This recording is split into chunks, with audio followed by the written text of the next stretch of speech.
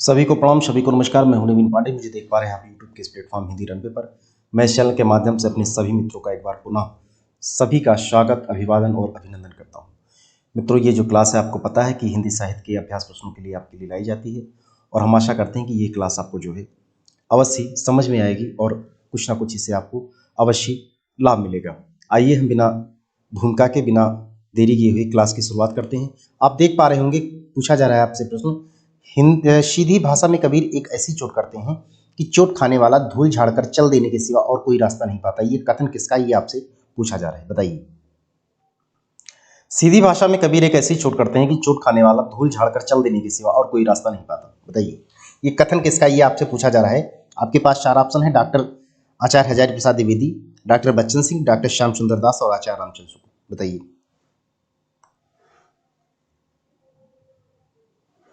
बताइए ये जो है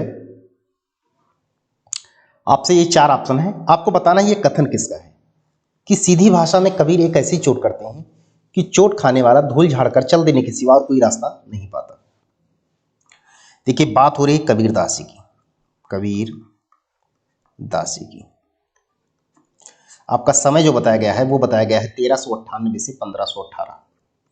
1398 से 1518। साथ ही आपके जो गुरु हैं, आपके गुरु के विषय में बताया गया। गुरु कौन है? गुरु हैं आपके श्री रामानंद। ठीक है, श्री रामानंद। ध्यान ये दीजिए कि कुछ मुस्लिम विद्वानों द्वारा या कुछ सशक्त हस्ताक्षर, जो हिंदी जगत के जो सशक्त हस्ताक्षर रहे हैं, उन्होंने आपके गुरु शेख तकी को भी, शेख तकी, शेख तकी को भी गुरु के रूप में स्वीकार किया है, के रूप में माना है। ठीक है, शेख तकी को, इसको भी ध्यान रखिए। अच्छा, आपकी पारिवारिक जो पृष्ठभूमि है उसमें यह बताया गया कि आपकी पत्नी लोई और उनसे दो बच्चे, एक पुत्र कमाल और एक पुत्र कमालनी। ठीक है, ये आपकी कुछ पारिवारिक पृष्ठभूमि रही। साहित्य जगत में आपकी प्रसिद्धि का सबसे बड़ा जो कारण रहा है वो ये कारण रहा है कि आप जो है एक धर्म गुरु के साथ साथ एक समाज सुधारक के रूप में जाने जाते हैं। ठीक है, कबीरदास जी, कबीरदास जी जो है एक धर्म गुरु के साथ साथ एक समाज सुधारक भी हैं। सुधारक, ठीक है। कबीरदास जी जो भावना की अनुभूति में से युक्त उत्कृष्ट रहस्यवादी जीवन की संवेदनशील को स्पर्श करने वाले मर्यादा के रक्षक कवि के रूप में हमारे सामने आते हैं। कौन? कबीरदास जी। तो ये जो है प्रश्न के अनुसार अगर पूछा जाए कि सीधी भाषा में कबीर एक ऐसी चोट करते हैं कि चोट खाने वाला धूल झाड़कर चल देने की और कोई रास्ता नहीं पाता, ये कथन किसका है? तो ये कथन है आचार्य हजारी प्रसाद द्विवेदी का। ठीक है, ये आपका जो है सही होता है। ठीक है, अगला देखिए। नागरी प्रचारणी सभा काशी द्वारा हस्तलिखित ग्रंथों की खोज का कार्य कब से कब तक रहा, ये आपको बताना है। बताइए, नागरी प्रचारणी सभा काशी द्वारा हस्तलिखित ग्रंथों की खोज का कार्य कब से कब तक रहा, ये आपको बताना है। 1898 से 1910 या 1900 से 1921 या 1900 से 1928 या 1900 से 1925। बताइए। देखिए सबसे पहले तो आप ये जान लीजिए, नागरी प्रचारणी सभा काशी, इसकी स्थापना वर्ष जानिए पहले। स्थापना वर्ष,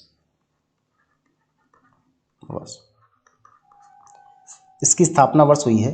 देखिए, नागरिक प्रचारणी सभा काशी, ये जो है भारत की एक अग्रणी संस्था मानी जाती है। नागरिक प्रचारणी सभा काशी की स्थापना जो है दरअसल वाराणसी एक क्वींस कॉलेज है, वाराणसी के क्वींस कॉलेज में कक्षा 9 के 3 विद्यार्थी हुआ करते थे जिनका नाम था राम नारायण मिश्र, श्याम सुंदर दास और शिव कुमार सिंह। इन 3 विद्यार्थियों द्वारा 16 जुलाई 1893, ध्यान दीजिए, 16 जुलाई सन 1893 में नागरिक प्रचारणी सभा काशी की स्थापना हुई थी। ठीक है, तो ये जो है आपको स्मरण रहे, 16 जुलाई 1893। और जो 3 विद्वान थे उनका नाम था राम नारायण मिश्र, राम नारायण मिश्र, और एक शिव कुमार सिंह, और एक श्याम सुंदर दास। अब इनको आप शॉर्ट ट्रिक के माध्यम से राम श्याम शिव के नाम से भी जान सकते हैं, ठीक है। अच्छा, इसके साथ साथ सबसे महत्वपूर्ण चीज एक जानिए, इनके जो पहले अध्यक्ष हुए थे वो कौन थे? वो थे प्रथम अध्यक्ष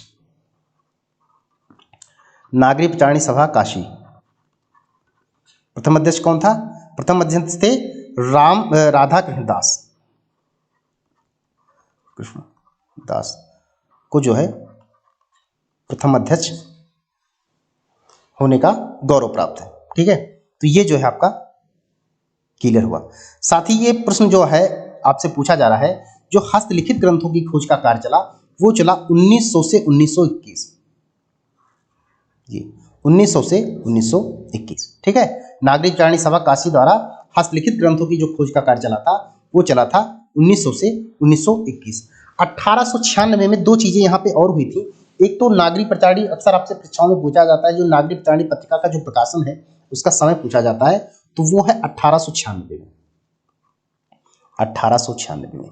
साथ ही 1896 में एक चीज और है, आर्य भाषा पुस्तकालय की जो स्थापना हुई थी वो भी 1896 में हुई थी, इसको भी ध्यान दीजिए। 1896 में दो चीजें थी, एक तो नागरिक प्रचारणी पत्रिका का जो प्रकाशन था वो भी 1896 में, साथ साथ जो है जो आर्य भाषा पुस्तकालय की स्थापना थी वो भी 1896 में हुई थी। तो आपका उत्तर जो जाता है वो जाता है 1900 से 1921। इसमें क्या होता है? हस्तलिखित ग्रंथों की खोज का कार्य चला था। कब से कब तक चला था? 1900 से 1921 तक। अगला देखिए, किस महाकाव्य को विद्वानों के लिए औषध माना गया है? ये आपको बताना है, बताइए किस महाकाव्य को विद्वानों के लिए औषध माना गया है? बताइए। शिशुपाल वधम है, नैषधीय चरितम है, रघुवंशम, किरातार्जुनीय है? बताइए किस महाकाव्य को विद्वानों के लिए औषध माना गया है? किस महाकाव्य को विद्वानों के लिए औषधि माना गया है? शिशुपाल वधम, बताइए। सबसे पहले तो जान लीजिए सभी के रचनाकार शिशुपाल वधम आप हैं, माघ की रचना। नैषधीय चरितम श्रीहर्ष, रघुवंशम कालिदास, और किरातार्जुनी ये जो है भारवी की रचना है, भारवी। ध्यान रहिए इसके सापेक्ष में रचना और रचनाकारों में एक पंक्ति जो है आपको याद आ रही होगी कि उपमा कालिदासश भारवे अर्थ गौरवा, उपमा कालिदासश भारवे अर्थ गौरवा और दंडिना पद लालित संत माघ शंते तिरुगुणा। अर्थात जो है उपमा के लिए कालिदास प्रसिद्ध है और भारवे अर्थ गौरवा और अर्थ गौरव के लिए जो भारवी प्रसिद्ध है, ठीक है। और पद लालित के लिए जो है दंडी को माना जाता है। और इन तीनों का जो समन्वय है वो किसमें है? वो है माघ, अर्थात माघ शंते तिरुगुणा, ठीक है। तो आपका जो अच्छा प्रश्न पर पूछ रहा है कि विद्वानों के लिए औषध, ये जो है नैषधीय चरितम जो कि हर्ष की रचना है, इसको जो है विद्वानों की औषधि के रूप में माना गया है, ठीक है। नैषधीय चरितम, ध्यान रहिए ये जो है श्री हर्ष की रचना है, इसमें 22 सर्ग हैं, साथ में इसमें है क्या? नल दमयंती की जो है कथा है, ठीक है। नल दमयंती की कथा है, नैषधीय चरितम, ठीक है। ये जो है विद्वानों के लिए औषध माना गया है इसको। टुकड़े टुकड़े दास्तान आत्मकथा के लेखक हैं, ये आपको बताना है, बताइए। टुकड़े टुकड़े दास्तान आत्मकथा के लेखक हैं, बताइए। अमृतलाल नागर हैं, यशपाल हैं, रामदरस मिश्र हैं, राजेंद्र यादव हैं? बताइए। टुकड़े टुकड़े दास्तान आत्मकथा, बताइए। देखिए सबसे पहले तो आप जान लीजिए टुकड़े टुकड़े दास्तान ये है अमृतलाल नागर, अमृतलाल नागर का है। और आपका एक नाटक है बड़ा प्रसिद्ध नाटक, क्या नाम है इसका? चंदन वन। बाकी आपके उपन्यास बड़े प्रसिद्ध हैं, चंदन वन। उपन्यास आपके कौन कौन है? उपन्यास हैं आपके बूंद और समुद्र, शतरंज की मोहरे, सात घूंघट वाला मुखड़ा, खंजर नयन, नाचो बहुत गोपाल, ये जो है कुछ प्रसिद्ध उपन्यास हैं आपके, ठीक है। टुकड़े टुकड़े दास्तान। राजेंद्र यादव, इनका है क्या? पहले तो जान लीजिए राजेंद्र यादव, इनकी पत्नी का क्या नाम है? पत्नी का नाम है इनका मन्नू भंडारी, जिनके साथ इन्होंने मिलकर एक रचना की, इसका नाम हुआ है 1 इंच मुस्कान, 1 इंच मुस्कान, ठीक है। ये जो है मन्नू भंडारी के साथ हुआ है, मन्नू भंडारी, क्योंकि कभी कभी पूछ लेता है मन्नू भंडारी के साथ साथ, तो ध्यान नहीं रहता है ना। मन्नू भंडारी और राजेंद्र यादव दोनों मिलकर एक रचना की थी, इसका नाम है 1 इंच मुस्कान।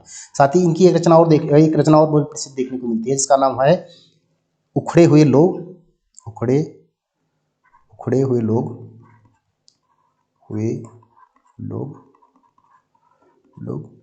और लक्ष्मी, जहां लक्ष्मी कैद है, जहां लक्ष्मी कैद है। ठीक है, टुकड़े टुकड़े दास्तान किसकी है? अमृत लाल नागर। अगला देखिए, मानव मूल साहित्य के लेखक हैं, ये आपको बताना है। बताइए, धर्मवीर भारती हैं, कमलेश्वर हैं, भगवती चरण वर्मा, विश्व राय हैं। बताइए, मानव मूल साहित्य के लेखक बताइए। मानव मूल साहित्य के लेखक हैं ये जो है धर्मवीर भारती का, धर्मवीर भारती। धर्मवीर भारती आप हैं कहाँ से? आप हैं प्रयागराज, प्रयागराज जो कि आधुनिक नाम है, इसका पूर्ण नाम हुआ करता था इलाहाबाद। 1926। आपकी प्रसिद्धि का आधार है आपकी चर्चित उपन्यास है आपका गुनाहों का देवता, जिसमें जो है सुधा और चंद्र के निश्चल प्रेम का वर्णन किया गया है बड़े मार्मिक ढंग से।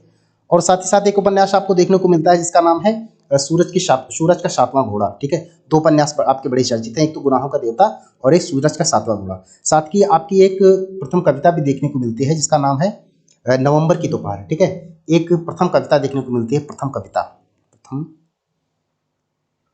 कविता क्या है? नवंबर की दोपहर, नवंबर की दोपहर। ठीक है, आपके कुछ काव्य संग्रह हैं जैसे ठंडा लोहा, ठीक है, कनुप्रिया, 7 गीत वर्ष, ये जो है कुछ आपके प्रसिद्ध उपन्यास हैं। देशांकर, आघात, ठीक है। ये कमलेश्वर को देख लीजिए। एक सड़क 57 गलियां, एक सड़क 57 गलियां,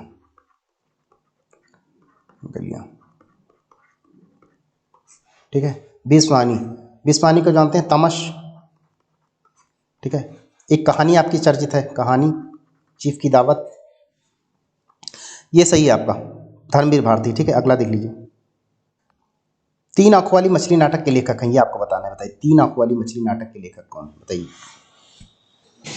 लक्ष्मी नारायण लाल है, वृंदावन लाल वर्मा है, हरिकृष्ण प्रेमी है, पिंटू प्रभाकर है। बताइए, 3 आंखों वाली मछली, ये नाटक किसका है? ये आपसे पूछा जा रहा है। देखिए, सबसे पहले तो जान लीजिए ये है, ये लक्ष्मी नारायण लाल। ठीक है, ये आपका सही होता है। आपके कुछ नाटक और भी हैं जैसे अंधा कुआं, मादा कैक्टस, सूखा सरोवर, अब्दुल्ला दीवाना,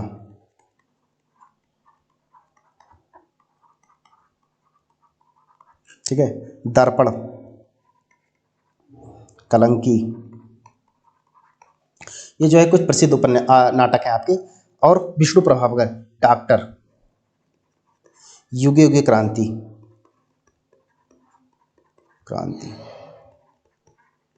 ठीक है। और हरिकृष्ण प्रेमी, रक्षाबंधन, ठीक है। वृंदावन लाल वर्मा को देख लीजिए, सेनापति उदल, झांसी की रानी,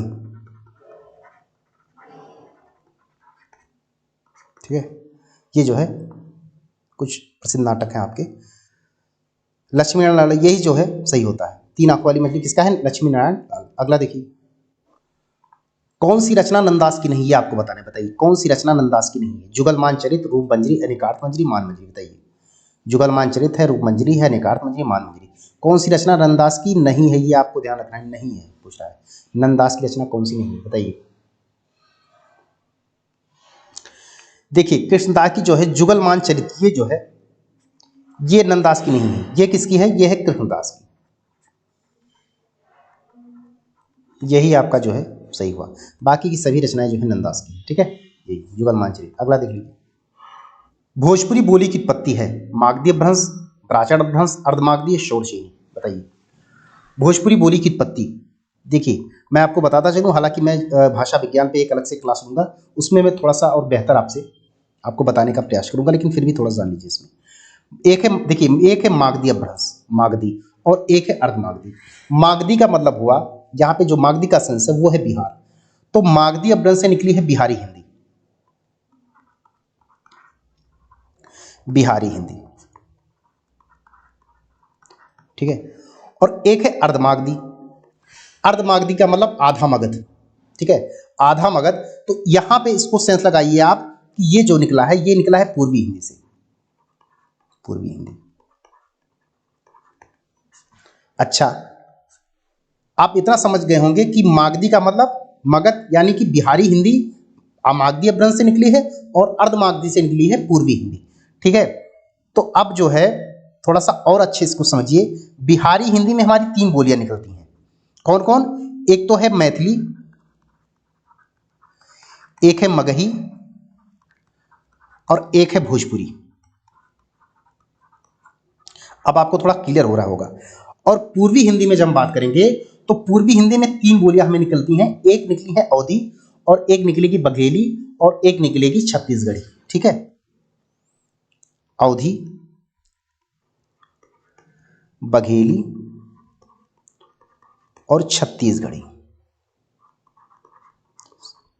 गढ़ी। ठीक, इतना क्लियर हुआ। अब आ जाइए ब्राचर अपभ्रंश। इसका जो है तात्पर्य है सिंधी, इसको हम बाद में बताएंगे। ठीक है, अब आ जाइए शौरसेनी। ये निकला है पश्चिमी हिंदी से। और पश्चिमी हिंदी में ज्यादातर भाषाएं जो कि खड़ी बोली में देखी जाती हैं, एक है बांगरू, बुंदेली, ब्रजभाषा, ठीक है, कन्नौजी और एक है कौरवी। ध्यान रखिए, कौरवी को ही कहा जाता है खड़ी बोली। ठीक है, हम जो है आपके उत्तर तक पहुंच चुके हैं। ये जो है भोजपुरी, मैं इसको और अच्छे से समझाऊंगा नेक्स्ट क्लास में। जब मैं इसको भाषा विज्ञान पढ़ाऊंगा तो मैं थोड़ा सा और बेहतर मैं समझाऊंगा इसको। ठीक है, एक पूरा जो है क्लास में भाषा विज्ञान पे लूंगा। ठीक है, ये जो है भोजपुरी बोली की उत्पत्ति कहाँ से बताई गई है? ये बताई गई है जो है मागधी अपभ्रंश। ठीक, यही आपका जो है उत्तर होता है। अगला देख लीजिए, हारे को हरिनाम काव्य ग्रंथ के रचनाकार है, ये आपको बताना है। बताइए, हारे को हरिनाम काव्य ग्रंथ के रचनाकार कौन है? मैथिली शरण गुप्त, सूर्यकांत त्रिपाठी, निराला, रामधारी सिंह दिनकर या हरिहरलाल प्रसाद द्विवेदी। बताइए, हारे को हरिनाम काव्य ग्रंथ, देखिए ये है हारे को हरिनाम, ये है रामधारी सिंह दिनकर। इनका समय बताया जाता है 1907, सिमरिया मुंगेर बिहार। ठीक है, बिहार, मुंगेर बिहार, 1907, ध्यान रखिए 1907। ठीक है, रामधारी सिंह दिनकर। कुछ जानिए रामधारी सिंह दिनकर विषय में। सबसे पहले तो ये जानिए कि जो है एक आपकी एक रचना है उर्वशी, उसके लिए जो आपको 1972 में साहित्य अकादमी पुरस्कार दिया गया था उर्वशी के लिए। ठीक है, पहले तो जान लीजिए उर्वशी, उर्वशी को साहित्य अकादमी मिला है, साहित्य अकादमी।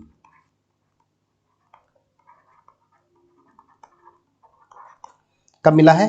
ये मिला है 1972 में। ठीक है, आपकी और रचनाएं हैं जैसे प्राणभंग एक खंडकाव्य है आपका, और रश्मिरथी, कुरुक्षेत्र।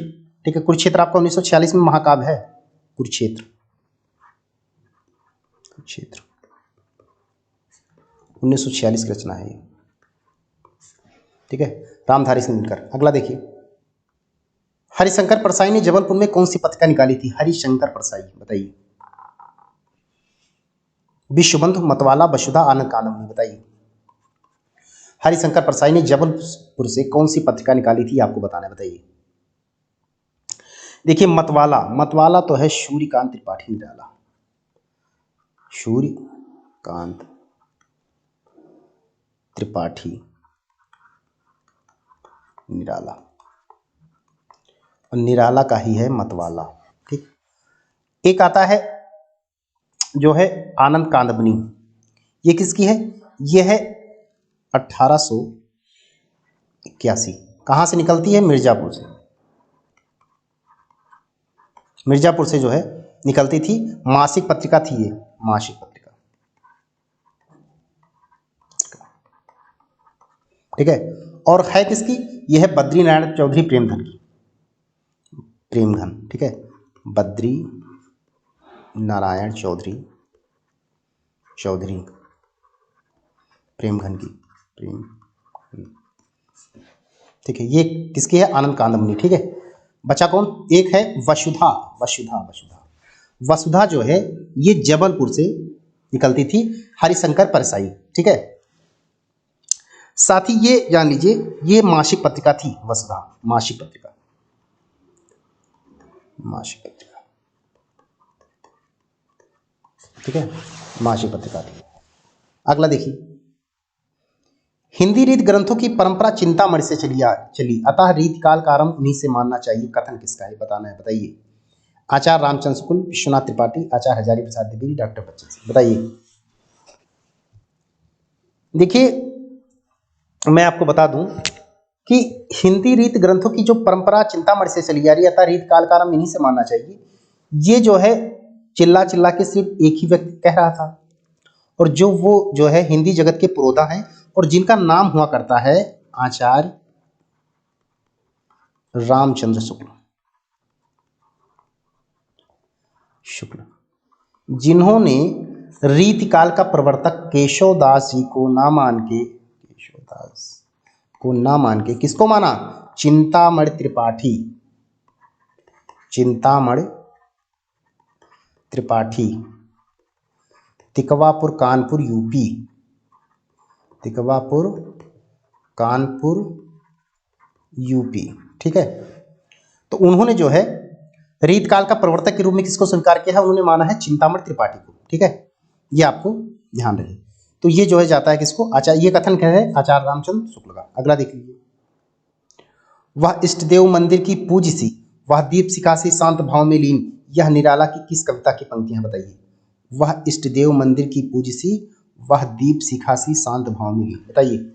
सरोज स्मृति से है, तोड़ती पत्थर से, विधवा से, जूही की कली से, बताइए। देखिए, सरोज स्मृति, ये इसको 1935, सरोज स्मृति 1935, ये सरोज स्मृति है क्या, दरअसल सरोज स्मृति बताया जाता है कि निराला जी की एक पुत्री हुआ करती जिसका नाम था सरोज। सरोज के निधन के बाद, जब सरोज का निधन हो जाता है तो उसकी पीड़ा से आहत होकर निराला जी ने एक रचना की जिसका नाम हुआ करता है सरोज स्मृति, ठीक है, सरोज की याद में। जब सरोज का निधन हो जाता है तो उनकी पीड़ा से, उनके दुख से आहत होकर निराला जी ने एक रचना की थी, इसका नाम था सरोज, सरोज स्मृति इसी को कहा गया, ठीक है। तो ये जो है, अच्छा, सरोज स्मृति और तोड़ती पत्थर ये दोनों है किसमें, ये है अनामिका, अनामिका जो है, अनामिका एक काव्य संग्रह है आपका, उसके द्वितीय संग्रहण में है ये दोनों कविताएं, ठीक है, तोड़ती पत्थर और ये सरोज स्मृति। अच्छा, ये वह इष्ट देव की मंदिर की पूज शिखा, दीप शिखा से शांत भाव मिली, ये जो पंक्ति है, ये पंक्ति है विधवा से, ध्यान रहिए आप, ये विधवा से है।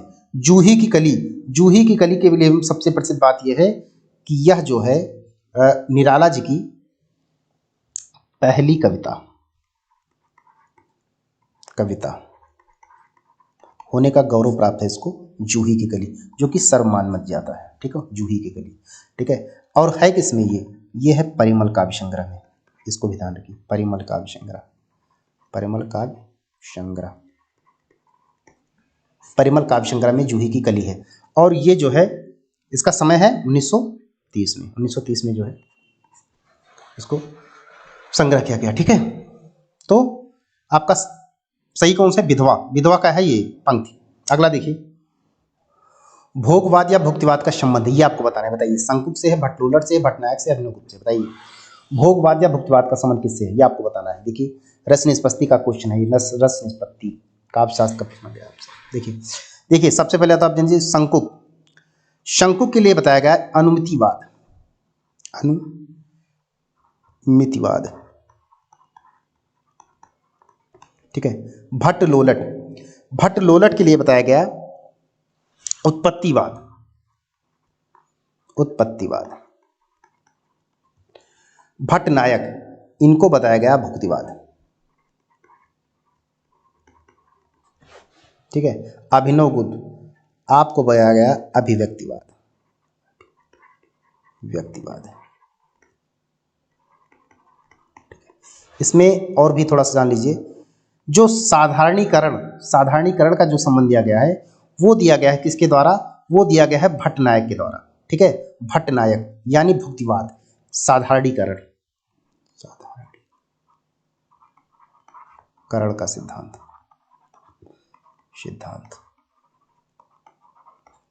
ठीक है, ये जो है भट्टनायक के द्वारा। और आपका उत्तर भी जो है भट्टनायक ही जाता है। भोगवाद या भुक्तिवाद का संबंध किससे है, वो है भट्टनायक से, ठीक है, जो कि सही आंसर है, तीसरा नंबर, ठीक है। अगला देख लीजिए, नेफा की एक शाम नाटक के लेखक है, बताइए। नेफा की एक शाम नाटक के लेखक है, बताइए। देखिए, स्वदेश दीपक, सबसे पहले जानिए स्वदेश दीपक, कोर्ट मार्शल। जलता हुआ रथ, वाह रथ। सबसे उदास आदमी, सबसे उदास आदमी, आदमी, ठीक है। ज्ञान बोडस, खूबसूरत बहू, खूबसूरत बहू। वसीयत, ठीक है। खूबसूरत बहू, वसीयत। और तोता झूठ नहीं बोलता, तोता झूठ नहीं बोलता, बोलता, ठीक है। उपेंद्र नाथ अश्क, विद्रोही अम्बा, विद्रोही अम्बा। बचा कौन? ज्ञान अग्नोत्री, जिनका है नेफा की एक शाम, ठीक है। यही आपका जो सही है, नेफा की एक शाम। अगला देख लीजिए, खड़ी बोली गद्य की प्रथम रचना है, ये आपको बताना बताइए। चंद छंद वर्णन की महिमा है, भाषा योग वशिष्ठ है, प्रिय प्रवास है, इनमें से कोई नहीं, बताइए। चंद छंद वर्णन की महिमा, योग भाषा योग वशिष्ठ, प्रिय प्रवास, इनमें से कोई नहीं, बताइए। खड़ी बोली गद्य का प्रथम गड़ी बोली गद्य की प्रथम रचना, बताइए। देखिए, चंद छंद वर्णन की है किसका? ये गंग कवि, गंग कवि। भाषा युग राम प्रसाद निरंजनी, राम प्रसाद निरंजनी, ठीक है, निरंजनी। प्रिय प्रवास अयोध्या सिंह उपाध्याय, हरियोध, हरियोध की रचना है, हरियोध। ध्यान रखिए, ये जो है प्रिय प्रवास खड़ी बोली का प्रथम महाकाव्य है प्रिय प्रवास, और इसमें 17 सर्ग है, और समय इसका है 1914, ठीक है। प्रिय प्रवास ये जो है, हालांकि विवादित प्रश्न है ये, चंद छंद वर्णन की महिमा, इसी को खड़ी बोली गद्य का प्रथम रचना माना गया है, चंद छंद वर्णन की महिमा। एक चीज में सबसे ज्यादा जान लीजिए जो बहुत ही महत्वपूर्ण है आपके लिए।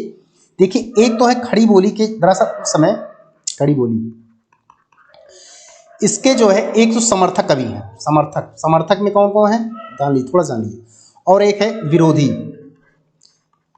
2-3 नाम याद कर लीजिए। सबसे ज्यादा समर्थक में अगर किसी का नाम आएगा तो अयोध्या प्रसाद, अयोध्या